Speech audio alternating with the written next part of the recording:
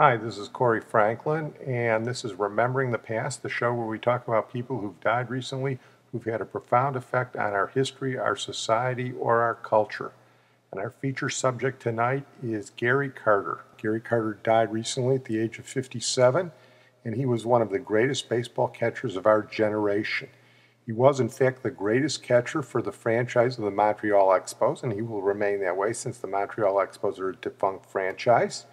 He was an 11-time All-Star and was voted into the Hall of Fame in 2003.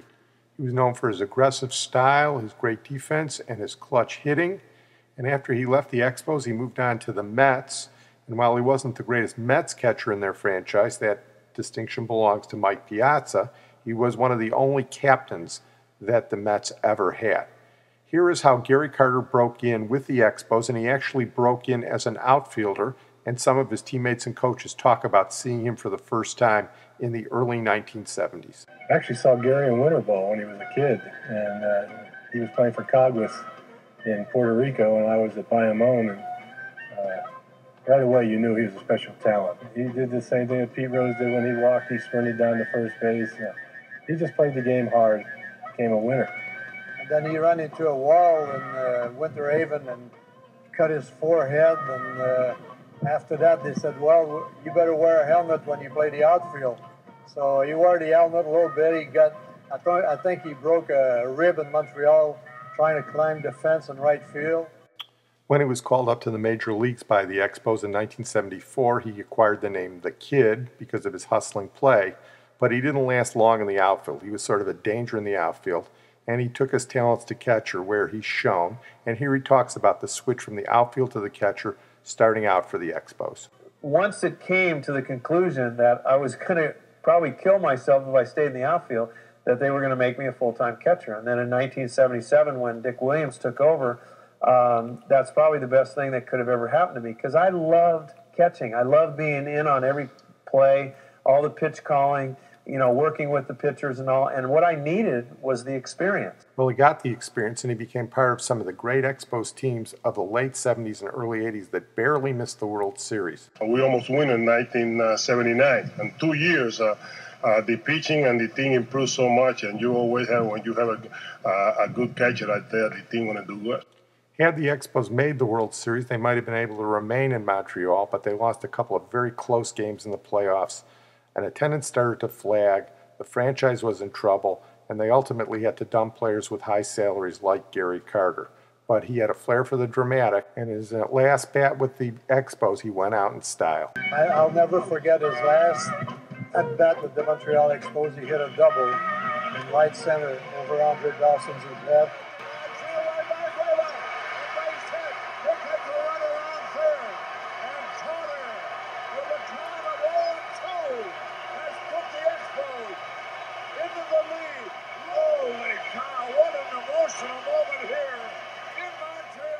That was his last base hit, his last at-bat in the Expos uniform, a double against the Cubs in right center. You all recognize the familiar voice of the Cubs announcer Harry Carey there. He moved on to the Mets, who were fashioning some great teams in the early and mid-'80s, and Gary Carter was one of the keys to those great teams, which won the World Series in 1986. When he came over from Montreal, you knew you were going to get a guy that was going to play every day, that was going to be able to stop the oppositional running game, that was one of the probably best 5 clutch hitters in the game. He was that missing piece. He was that veteran. He was that number 4 hitter, number 5 hitter that was going to hit 25 home runs and drive in 100 runs. Mets knew exactly what they were doing in acquiring Gary Carter. I think Gary did a lot of behind-the-scenes things, too, as a assistant team leader along with Keith Hernandez, and maybe solidified a young and still wild, maybe a Darryl Strawberry and Lenny Dykstra and those guys. Well, the Mets fans were excited about the acquisition of Carter, and he didn't disappoint him with his flair for the dramatic. In his first game with the Mets on opening day, he hit a game-winning home run, and here he describes it. It wouldn't have been opening day, and because there was so much emphasis placed upon what was Gary Carter going to mean to the Mets, and was he the final piece of the puzzle that was going to produce a winner, I came up in that situation. Neil threw me a first pitch curveball, and he missed with it, and he was always known for his big curveball. And I says, you know what, I'm just going to sit on another breaking ball. And sure enough, he kind of left it a little bit out over the plate. This ball game may be over, folks. It is. Home run for Gary Carter. It didn't make it by much. It was kind of one of those wall scrapers. And New York wins it 6-5. And they love Carter here in New York already. When I crossed home plate, all my teammates were there, and they were just so happy for the moment and made me feel so great that I had made a contribution. Then the fans started leaving and going out the turnstiles, and then they started chanting my name. And that endeared me and made me feel so welcome to the city of New York. You know, to me, it was a game winner. And we won the first game I was in a Met uniform, and I was just so excited about that. Without a doubt, Carter's best-known moment in baseball was one of the famous games in baseball history, Game 6 of the 1986 World Series, where the Mets were down 3-2 to the Boston Red Sox. The Red Sox had not won the World Series in almost 70 years, but they had 2 outs and 2 strikes on Carter in the 10th inning. They only needed 1 more strike to win the World Series. If I remember correctly, the Red Sox actually had 27 separate pitches where they could have won the World Series. Gary started that infamous rally in the 6th game of the 86 World Series. Carter was down 0-2, 2 strikes, the final out of Game 6. If he makes an out, the Red Sox are champions and the Mets lose. This, of course, became the famous Bill Buckner game. And here is Carter talking about his at-bat. You know, it was bottom of the 10th, and yes, we had our backs against the wall. But all I could think about against Calvin Schiraldi was just to come through, and if I started a rally, then great, whatever I could. Scratch, claw, whatever it was going to take to get on first base. If he would have hit me with a pitch, that would have been fine too. But I just felt that I was going to come through. Line into left field, base hit for Carter, and the Mets are still alive. He comes down to me at first base. I was a first base coach too, and he says, "Hey, I'm not going to make the last blankety blank out of this World Series." Hit number 2 off Schiraldi. I really didn't want to be a trivia question. Who was going to make the last out of the World Series, 86? Ray Knight got a base hit. He comes to home. He comes down to first base verbatim. Said the same thing. And that's going to be hitting to center field, base hit. Here comes Carter to score, and the tying run is at third in Kevin Mitchell.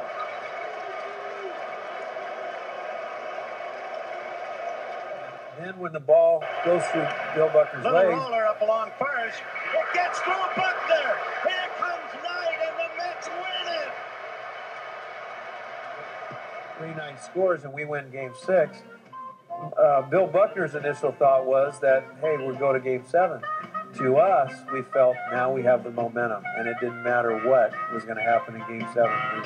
Well, the Mets went on to win Game 7, and that helped cement Carter's legacy forever.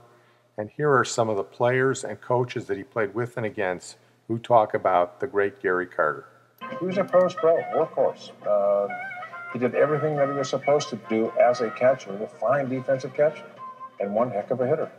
Gary is probably cherishes being a Hall of Famer now more than any person that I'll ever know, and I think that's a great story in itself right there. That you know, it's not a commercial thing with Gary. It's not an ego thing. It's just the fact that he's so plugged into the history of the game, and he's just one thrilled Hall of Famer, and I'm thrilled for him.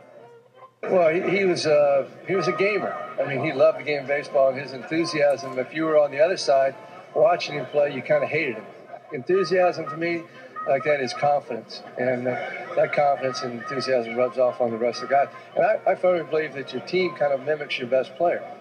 The attitude and everything comes from the best player, and he was the best player. It's the real deal. The man loves the game. It matters to him. There's nothing better than having someone with a positive attitude, and Gary brought that to the table all the time. Because if you get a pitcher that's sort of on the fence, you know, whether he believes in this pitch or not this pitch, and, you know, he looks in there and he sees Gary Carter with that body language that tells him, don't worry about it, I've got you covered. I think it means a great deal. I think you're going to win a lot of games you don't normally think about winning. Well, actually, he was the man. He was an all-star catcher, drove in and runs, threw guys out. I mean, he did it all. And when that first pitch was thrown, Gary was ready to play. And that was the one thing that I admired about him the most. I mean, Gary could do it all. He could hit for power. He was really tough out with 2 strikes. He was a really good base runner. I'm privileged to call him a friend, and he truly is a Hall of Fame player. You didn't have to worry about, what was going on during the game, the hitters. He had all the knowledge of the hitters and worked the game plan very well with him. So it made you relax a lot more out there on the mound, not knowing that you didn't have to think about, who's at the plate, what the hitter is. You knew he had that knowledge, and you just trusted that when he put down the sign, that it was the right sign to throw. He played with a high level of energy.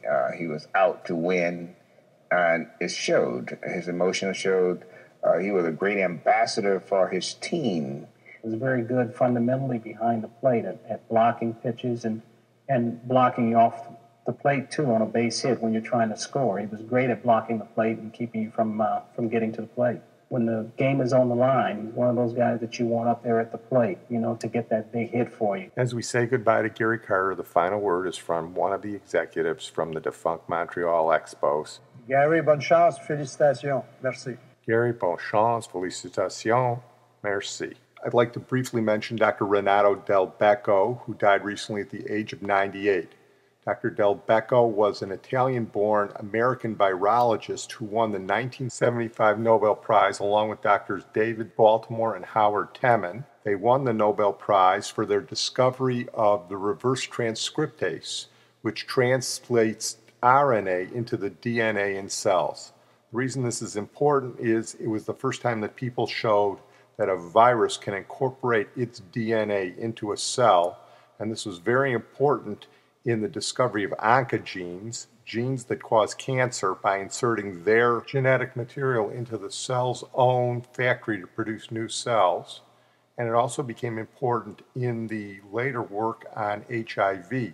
HIV was unknown in 1975 when they won the Nobel Prize, but the reverse transcriptase became a very important aspect of the multiplication of the AIDS virus in patients, and the subsequent development of drugs which would inhibit the replication of AIDS virus through the inhibition of reverse transcriptase. Dr. Dulbecco was born in Italy. He fought for the resistance during World War II before he came to the United States, and he worked in research in the United States for over 50 years. Without him, we would not have the understanding we have today of the role of viruses in the creation of cancer and in the drugs that treat HIV and allow AIDS patients who formerly died very quickly after they developed the virus to live for years or even decades. So we want to thank Dr. Dulbecco for all his work. We're going to move on and close tonight with Elyse Knox, who was a B-movie star in the 1940s, very pretty girl who never got any big roles, but who became the matriarch of one of the great Hollywood families. Elyse died at the age of 92 recently, and as I said before, not much of an actress. The highlight of her career was The Mummy's Tomb.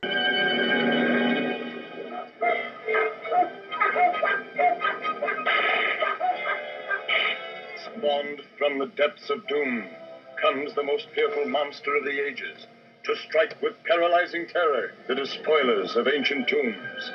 Here is new horror by the master of menace, Lon Chaney as the Mummy, with Dick Foran, John Hubbard, Elyse Knox, George Zuko, Wallace Ford, Turan Bey in The Mummy's Tomb.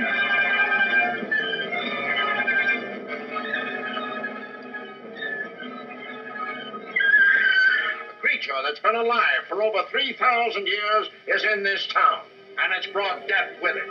We've got to run it down. How's that for a cringer? And I think it was a good career move for Elyse Knox to get out of films, and she went on to marry one of the great football heroes of the mid-20th century, perhaps the greatest player ever from the University of Michigan, old number 98, Tom Harmon, who had moved out to Los Angeles after winning the Heisman Trophy and serving in World War II. Elise's wedding dress was supposedly made from the silk from Tom Harmon's parachute as he bailed out of his plane during a flight during the war. In any event, the couple had 3 children, Kristen, Kelly, and Mark. Mark Harmon is, of course, the most famous today, being a big movie star. After a successful career as a quarterback at UCLA, He starred in the Presidio, and he went on to television. He was in JAG, he's in NCIS, he's all over the television. So Mark Harmon is today the best known of the Harmon siblings. Mark was also married to Pam Dauber, who was Mindy in Mork and Mindy, which makes Elyse Knox her mother-in-law. Elyse's daughter, Kelly, was also an actress. She didn't have a very distinguished career, but she was known mostly because at one time she was married to the car magnate John DeLorean. That's John DeLorean, he of the DeLorean car that was featured in Back to the Future. So that also makes Elyse Knox the mother-in-law of John DeLorean. But for many years, the most famous of the Harmon siblings was the other sister, Kristen, because Kristen married into the family of Ozzie Nelson and Harriet Hilliard, and that, of course, is this family. The Adventures of Ozzie and Harriet, starring the entire Nelson family, Ozzie, Harriet, David, and Ricky. Here is Ozzie, who plays the part of Ozzie Nelson. And, of course, his lovely wife, Harriet, as Harriet Nelson. The older of the Nelson boys, David, appears as David Nelson. And his younger brother, Ricky, played by Ricky Nelson.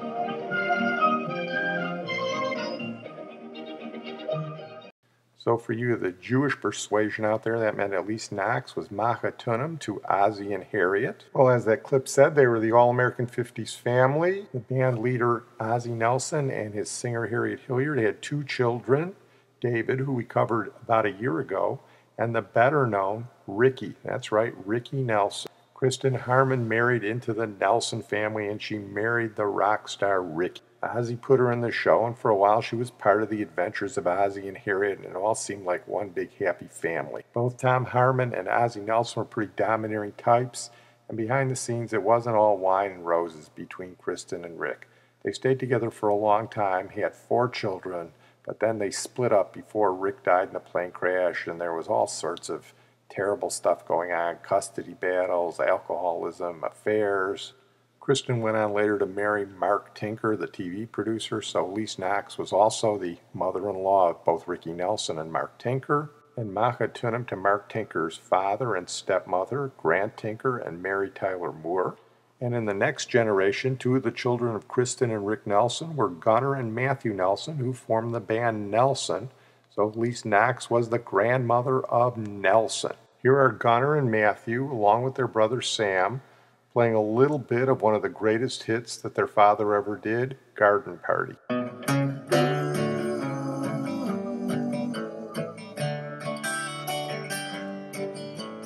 went to a garden party to reminisce with my old friends, a chance to share old memories and play our songs again.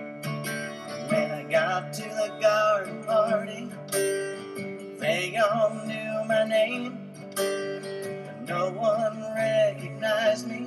For those of you who don't know, Garden Party was the story of how Rick Nelson, the former teenage idol, got into country music. He was actually a groundbreaker in that respect, but he went to Madison Square Garden and attempted to play his new stuff, and the fans all wanted to hear the old stuff, and they booed him.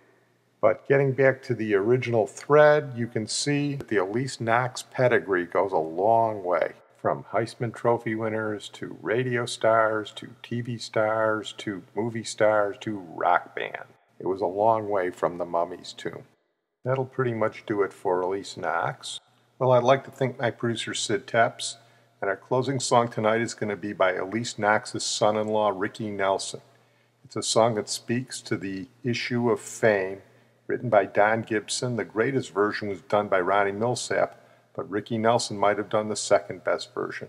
It's called I'd Be a Legend in My Time. If loneliness meant worldly claim, then everyone would know my name. I'd be a legend in my time. I'd be a legend in my time.